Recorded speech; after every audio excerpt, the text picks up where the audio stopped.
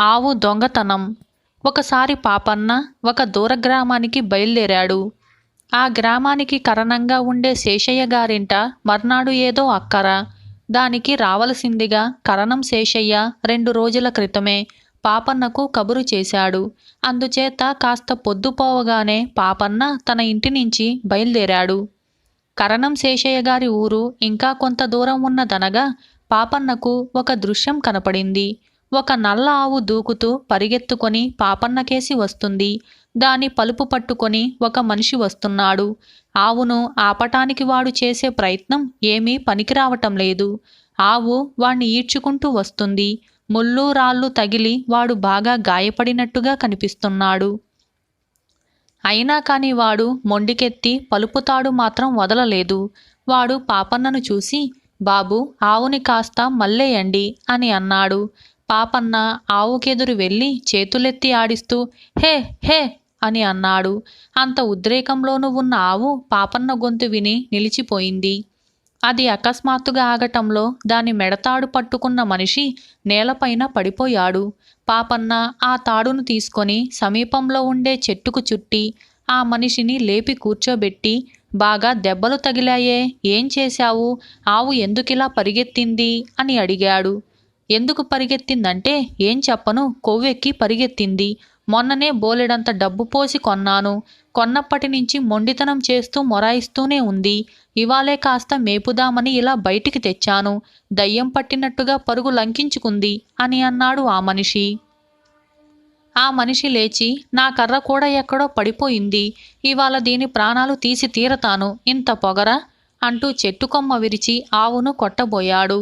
ఆవు కళ్ళు పెద్దవి చేసి బుసకొడుతూ ఆ మనిషిని కొమ్ములతో కుమ్మబోయింది. పాపన్న దాని ముఖం నిమిరాడు. ఆవు ఉద్రేకం దిగిపోయింది. ఆ కర్ర అవతల పారే, ఇటువంటి పనులు చేసే దానికి ఆగ్రహం తెప్పించి ఉంటావు. అది పోట్లగొడ్డైతే నన్ను పొడవదేం, పశువుల్ని ఎంత ప్రేమగా చూసుకోవాలి అన్నాడు పాపన్న. అదంతా నాకు తెలుసు కాని ఇప్పుడిదేం చేసేట్టు, నన్ను నేల మీద ఊడ్చి హూనం చేసేసింది. ఆ కొండ మలుపు అవతల ఉంది మా గ్రామం. నేను నడవలేనే.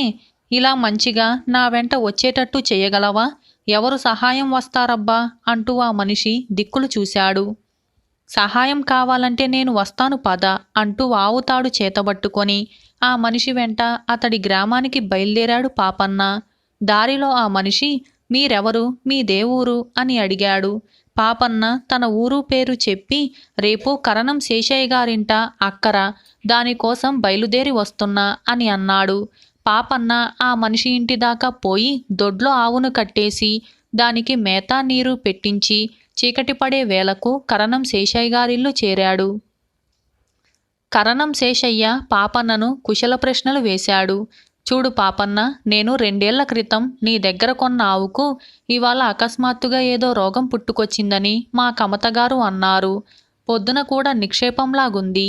ఈ పూట ఏం ముంచుకొచ్చిందో నడవలేకుండా ఉన్నదట. 4 మనుషులను పంపించాను ఆవును మోసుకురమ్మని అని అన్నాడు.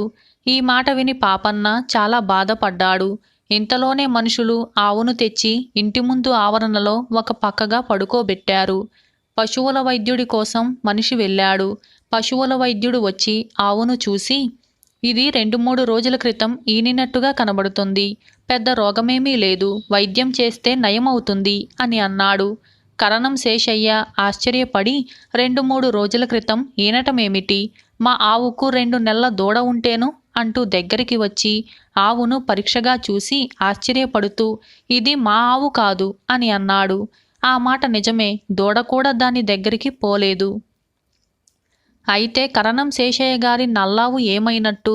పాపన్నకు వెంటనే సందేహం కలిగింది. తాను అడ్డగించి ఆపి ఆ మనిషి ఇంట కట్టి వచ్చిన నల్లావు కరణం శేషయ్య గారిదై ఉంటుందా?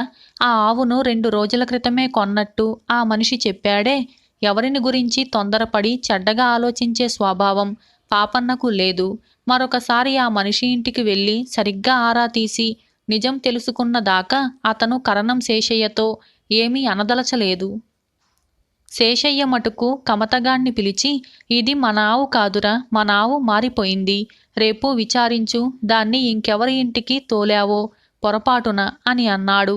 కమతగాడి ప్రయత్నం ఏమీ అవసరం లేకుండానే జాము పొద్దెక్కేసరికల్లా శేషయ్య గారి ఆవు దానంతట అదే పరిగెత్తుకుంటూ వచ్చి తన దూడ దగ్గర నిలబడి దానికి పాలిచ్చింది. పాపన్నతో సహా అందరూ కూడా పరమానందం చెందారు.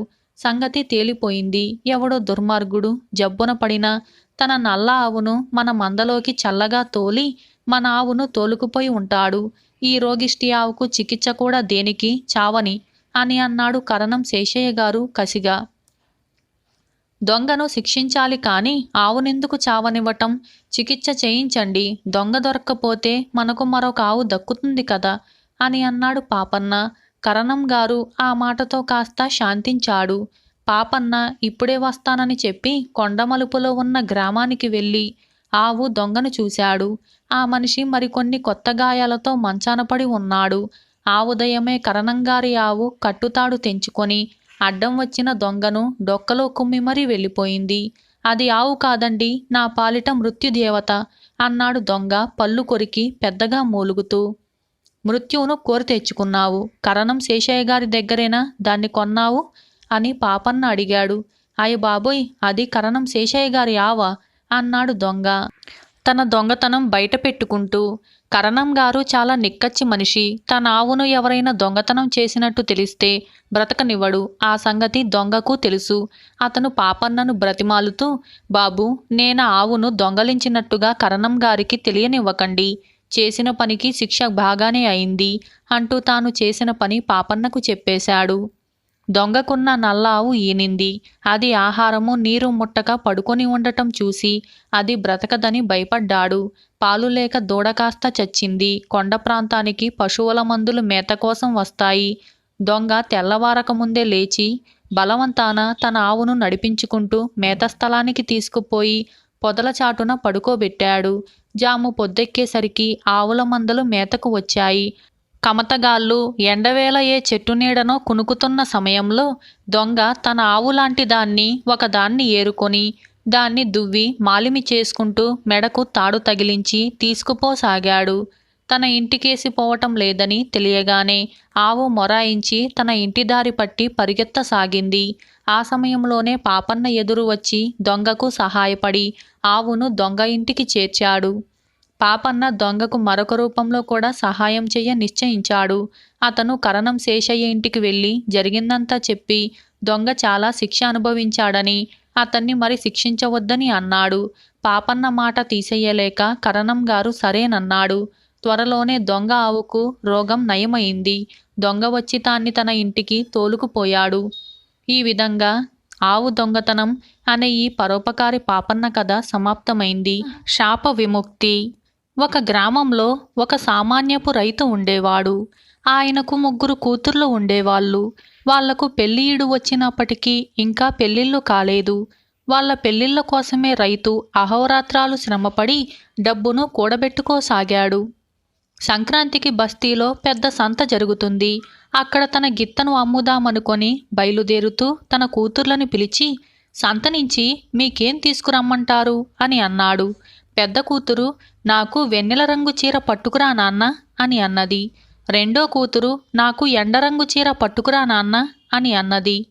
మూడో కూతురు తనకేమీ అక్కర్లేదంది.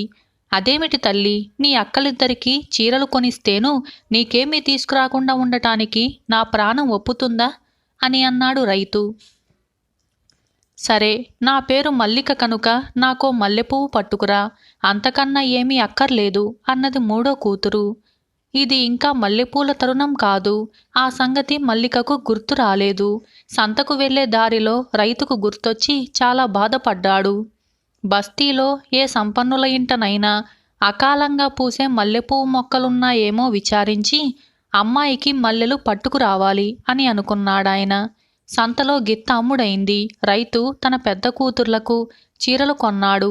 మల్లెల కోసం ఊరంతా చెడతిరిగి ఎక్కడా ఒక చిన్న మల్లె మొగ్గైనా సంపాదించలేక నిస్పృహ చెంది సూర్యాస్తమయం వేళకు ఇంటిదారి పట్టాడు రైతు. అదే సమయానికి ఆకాశం నిండా కారుమేఘాలు కమ్మి పెద్ద పెట్టున వీచే గాలితో పాటు వర్షం ప్రారంభమైంది. దాంతో అంధకారం ముంచుకొచ్చింది. రహదారిన పోతే త్వరగా ఇల్లు చేరలేననుకొని రైతు అడ్డదారి పట్టి బీళ్ల మీదుగా నడక సాగించాడు.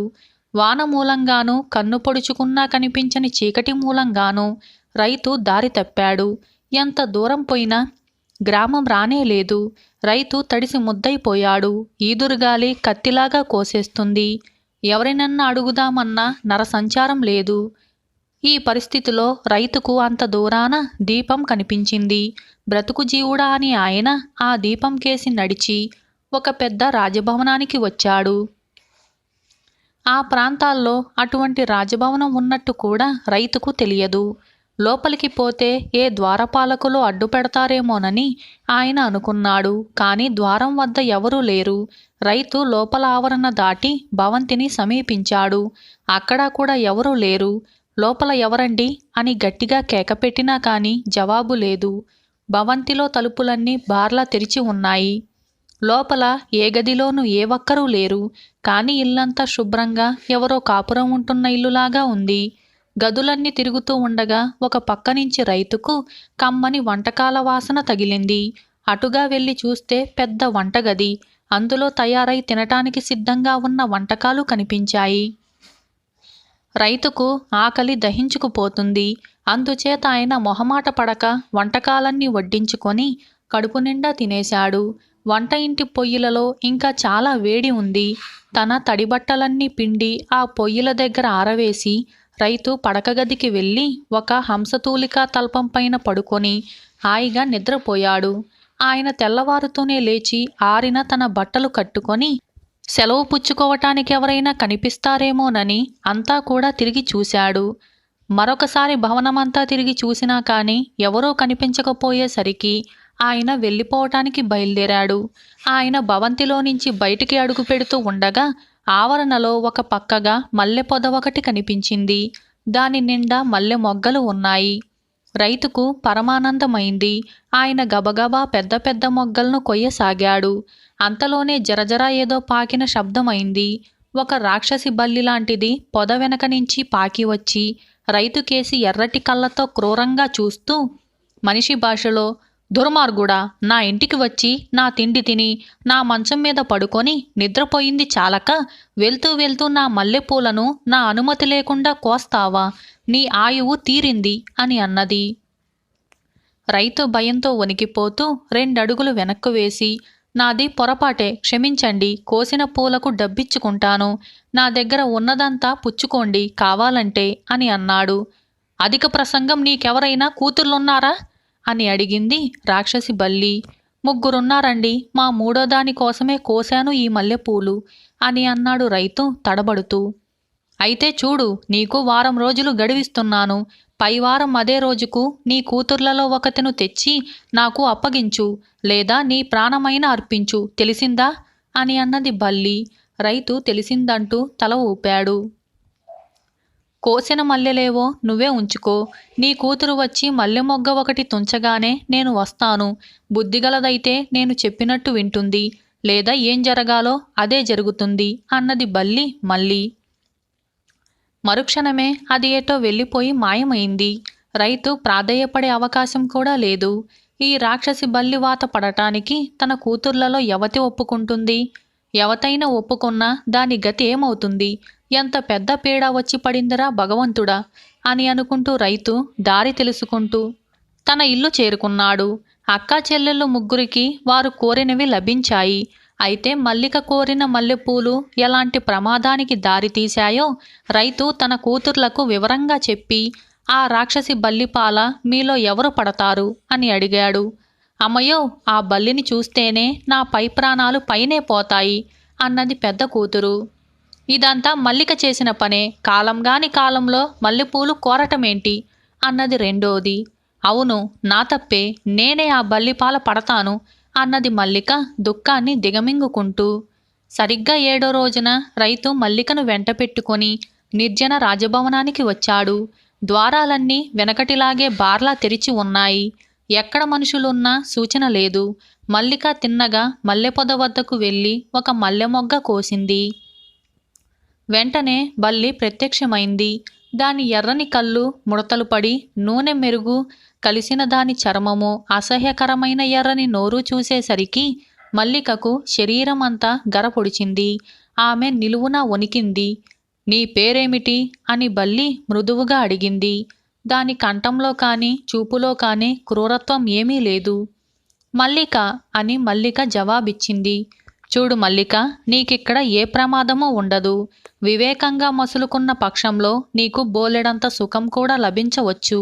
ఈ భవనంలో నీకు ఏ లోటు లేకుండా జరుగుతుంది. ఇక్కడ నువ్వు యథేచ్ఛగా ఉండవచ్చు. నాతో ఎప్పుడు మాట్లాడాలనిపించినా ఒక మల్లె మొగ్గ తెంచావంటే నేను వస్తాను అంటూ బల్లి పొదచాటుకు వెళ్ళి మాయమైంది. రైతు, మల్లిక 3 రోజులు ఆ భవనంలో గడిపారు. ఆ కాలంలో వారికక్కడ ఎవరూ కనిపించలేదు. కానీ 3 పూటల వంట అవుతూనే ఉన్నది. వాళ్లకు ఏ లోటు లేదు. ఇక నువ్వు ఇంటికి వెళ్ళిపోనాన్న. అమ్మ, అక్కలు నీకోసం దిగులు పడిపోతారేమో అన్నది మల్లిక రైతుతో. రైతు కూడా తానక్కడ ఇంకా ఉండిపోవటం భావ్యం కాదనుకొని ఇంటికి పోయి తన వ్యవసాయపు పనులలో నిమగ్నుడయ్యాడు. తండ్రిని బయటి ద్వారం దాకా సాగనంపి మల్లిక లోపలికి తిరిగి వస్తూ మల్లెపొద దగ్గరకు వెళ్ళి ఒక మొగ్గ కోసింది. వెంటనే రాక్షసి బల్లి పొద వెనక నుంచి వచ్చింది. ఆ బల్లిని చూస్తుంటే మల్లికకు జాలి వేసింది. అదేదో కష్టంలో ఉన్నట్టు ఆమెకు తోచింది.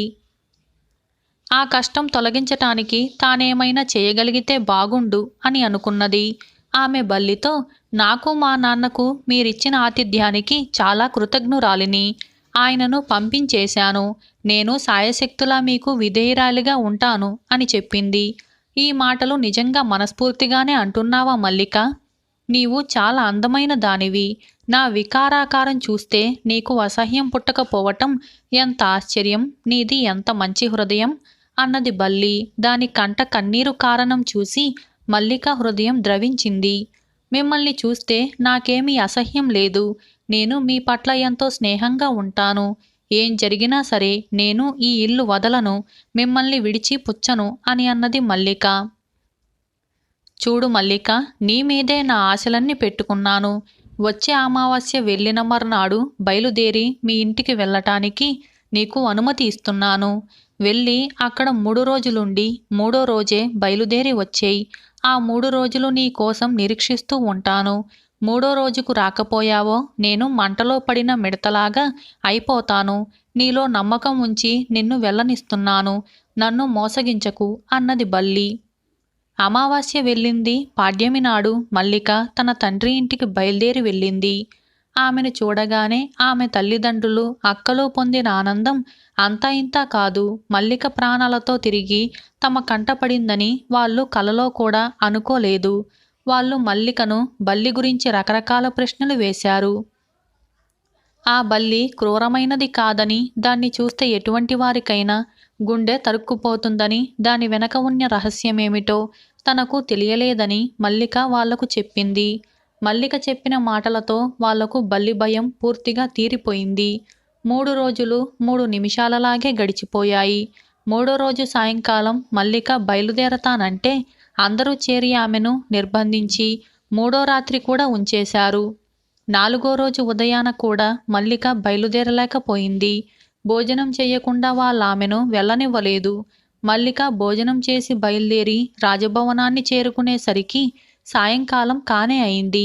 ఆమె ఆవరణలోకి అడుగు పెడుతూనే మల్లెపొద వాడుముఖం పట్టి ఉండటాన్ని గమనించి ఆత్రంగా దాన్ని సమీపించింది. పొద మీద ఒకే ఒక మల్లె మొగ్గ మిగిలి ఉన్నది. మల్లిక దాన్ని కోసింది. కానీ బల్లి అక్కడికి రాలేదు. ఏం ప్రమాదం జరిగిందో తెలుసుకోలేకపోయిన మల్లిక భయపడి అటూ ఇటూ చూసింది. ఒక పక్క నుంచి మూలుగులాంటిది వినపడింది.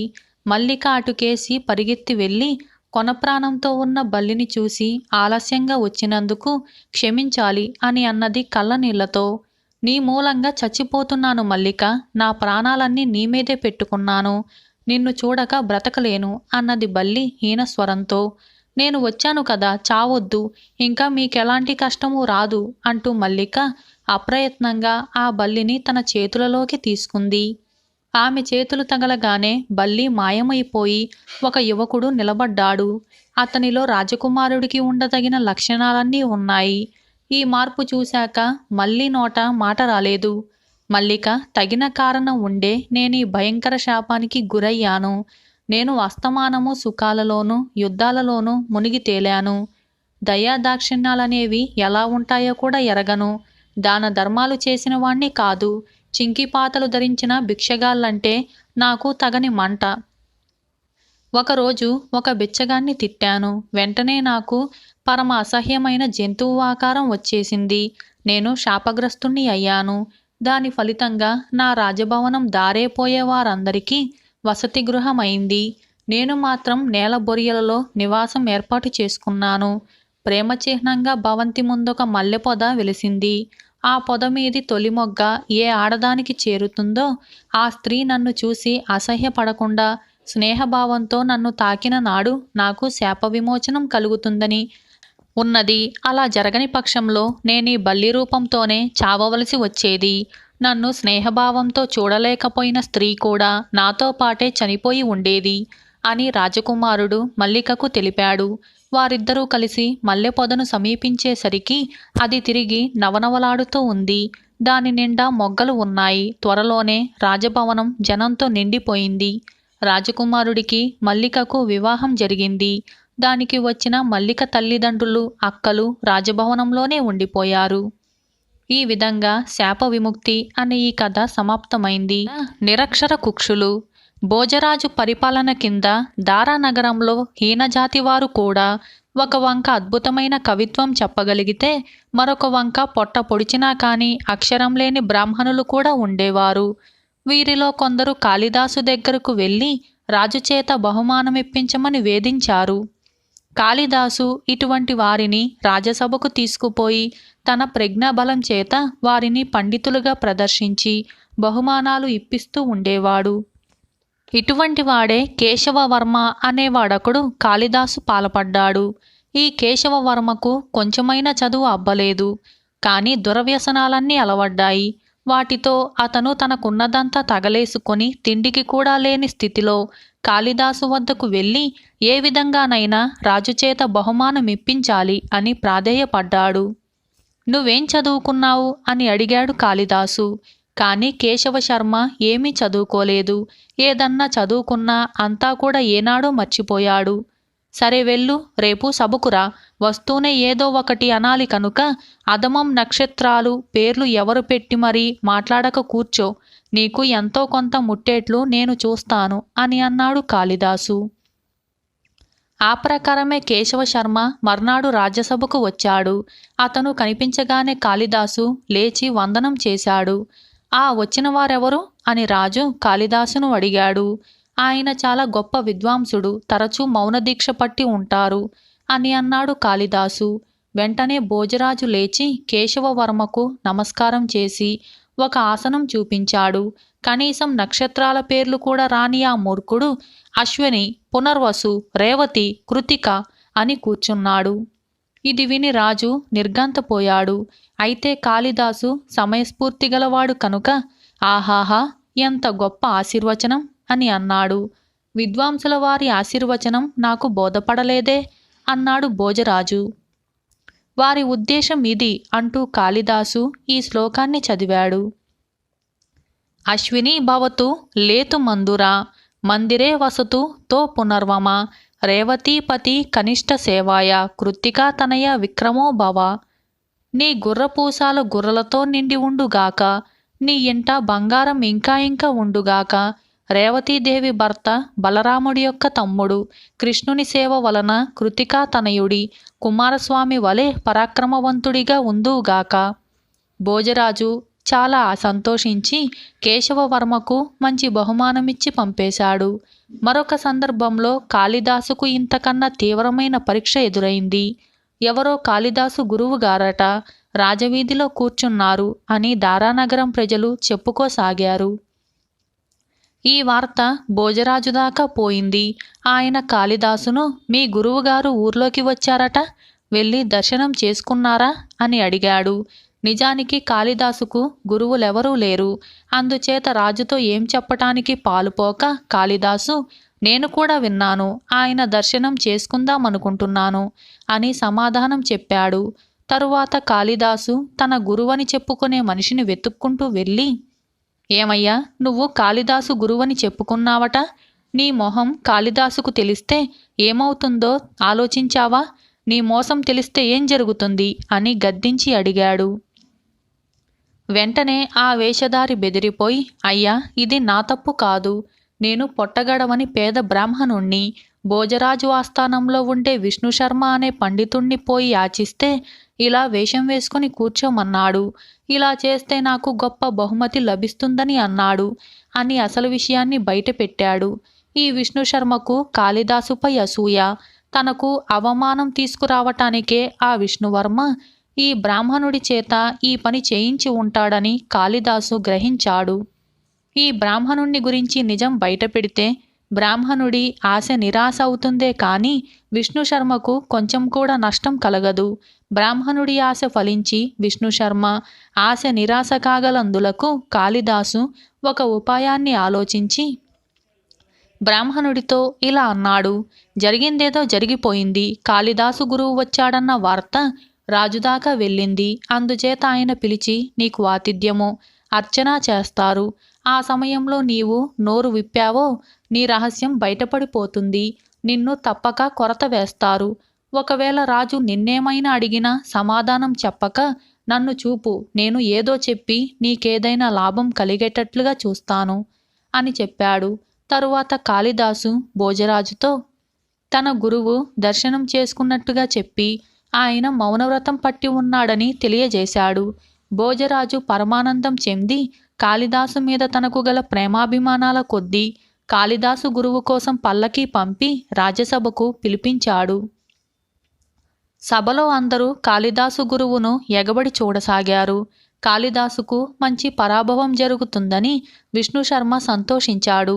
ఆ సభలో ఆ సమయాన రావణుడు అనే మాట ఎలా వచ్చిందన్న విషయం చర్చ జరుగుతోంది. కైలాసం ఎత్తబోయి దాని కింద పడి ఏడవటం వల్ల రావణుడు అనే పేరు వచ్చిందని కొందరు, మరొక కారణం చేత వచ్చిందని మరికొందరు అంటున్నారు. భోజరాజు కాళిదాసు గురువుకేసి తిరిగి, స్వామి, మీకు తెలిసిందేదైనా చెప్పండి. రావణ శబ్దానికి సరి అయిన ఉత్పత్తి ఏమిటి అని అడిగాడు. ఆ మూర్ఖ బ్రాహ్మణుడు నోరు మూసుకోవాలన్న మాట మరిచి ఆ రావణుడా అని తల ఆడించాడు. భోజరాజు నిర్ఘాంతపోయి, స్వామి, రావణుడు అనటానికి బదులు తమరు రావణుడు అన్నారేమిటి? కారణమేమిటి అని అడిగాడు. వెంటనే కాళిదాసు లేచి ఇలా చెప్పాడు. మహారాజా, గురువుగారి ఉద్దేశం తమరు ఊహించలేకపోయారు. మనం రావణ శబ్దం సరి అయినదని ఇంతసేపు చర్చించుకున్నాం. ఆ శబ్దం రావణుడు ఎందుకు కాకూడదని గురువుగారి అభిప్రాయం. ఎందుకంటే బకారః కుంభకర్ణేచ బకారచ్చ విభీషణో తయోర్చష్టే కులశ్రేష్ఠ బకారః కి నవి విద్యతే. కుంభకర్ణుడి పేరులో బకారం ఉన్నది, విభీషణుడి పేరులో బకారం ఉన్నది. ఈ ఇద్దరికన్నా పెద్దవాడు కులశ్రేష్ఠుడు అయిన వాడి రావణుడి పేరులో బకారం ఎందుకుండకూడదు అని గురువుగారి ఉద్దేశం. కాళిదాసు చెప్పిన గూఢార్థం గురువుగారి మాటల్లో ఉందనుకొని సంతోషించి భోజరాజు ఆ బ్రాహ్మణుడికి గొప్ప సత్కారం చేసి పంపేశాడు. ఈ విధంగా నిరక్షర కుక్షులు అనే ఈ కథ సమాప్తమైంది. అలాగే మరొక మంచి కథ మూడులు. పూర్వం ఒక దేశంలో 7 అన్నదమ్ములు ఉండేవారు. వాళ్ళు తండ్రి బ్రతికి ఉన్నంత కాలము పొలం పని చేసుకుంటూ తమ గ్రామంలోనే ఉండిపోయారు. తరువాత వాళ్ళకి స్వాతంత్రం వచ్చింది. ఒకనాడు పని ఏమీ లేకపోయింది. చుట్టుప్రక్కల గ్రామాలు చూసి వద్దామని 7 బయలుదేరారు. రోజల్లా తిరిగారు. ఏది చూసినా వాళ్ళకి వింతగానే కనపడింది. కొంతసేపు రహదారికేసి నోళ్లు తెరుచుకొని చూశారు. కొంతసేపు చెట్ల మీద తిరిగే కోతుల్ని చూశారు. మరికొంతసేపు ఏదో గుడికేసి చూశారు. పొద్దుగూకే వేళ వాళ్ళు 7 ఇంటిదారి పట్టారు. ఆ దారి ఒక బావి పక్కన ఉన్నది. బావి దాటి వచ్చాక వాళ్ళలో ఒకడు అందరినీ లెక్కించి చూసుకొని 7వ వాడేడి అని అన్నాడు. వాడు తనను తాను లెక్కించుకోలేదు. అలాగే తమను తాము వదిలేసి మిగిలిన వాళ్ళనే లెక్కించి ఒకడు బావిలో పడిపోయి ఉంటాడని నిర్ధారణ చేసుకున్నారు. ఒకడు వెళ్ళి బావిలోకి తొంగి చూసేసరికి అందులో వాడి ముఖం కనిపించింది. ఇంకేం, 7వ వాడు లోపల ఉన్నాడు అన్నాడు వాడు. ఏదో చూడని అంటూ ఒక్కొక్కరే బావిలోకి తొంగి చూసి 7వ వాడు బావి లోపల ఉన్నట్టుగా నిర్ధారణ చేసుకున్నారు. బావిలోకి దిగాలిగా పెద్దవాడు బావి ఒడ్డు పట్టుకొని లోపలికి వేలాడాడు. 2వ వాడు వాడి కాళ్ళు పట్టుకొని వేలాడాడు. ఇలా అందరూ ఒకరి కాళ్ళు ఒకరు పట్టుకొని వేలాడుతుంటే పెద్దవాడు బరువు మొయ్యలేక పట్టు వదిలేశాడు. అందరూ లోపల పడిపోయి ఒకరినొకరు గట్టిగా పట్టుకొని దొరికాడు దొరికాడు అని అరిచారు. అదృష్టవశాత్తు బావిలో నీరు కొంచెమే ఉన్నది. తరువాత వాళ్ళు వరలు పట్టుకొని పైకెక్కి వచ్చారు. బావిలోకి దిగేటప్పుడు పడేసిన టోపీలన్నీ ఒకచోటే ఉన్నాయి. వాటిని లెక్క పెట్టుకుంటే 7 ఉన్నాయి. అమ్మయ్య, ఎవరమూ తప్పిపోలేదు, ఇంకా నయం అనుకొని వాళ్ళు ఇంటికి వెళ్ళిపోయారు. ఈ విధంగా మూడులు అనే ఈ కథ సమాప్తమైంది. ఇటువంటి మంచి మంచి కథల కోసం ఇప్పుడే మా ఛానల్ని సబ్స్క్రైబ్ చేయండి. మీకు ఈ వీడియో నచ్చిందా? అయితే లైక్ చేయండి. ఇటువంటి మరిన్ని మంచి మంచి వీడియోస్ కోసం మీ స్నేహితులకి ఇప్పుడే మా ఛానల్ని షేర్ చేయండి. Thank you for watching.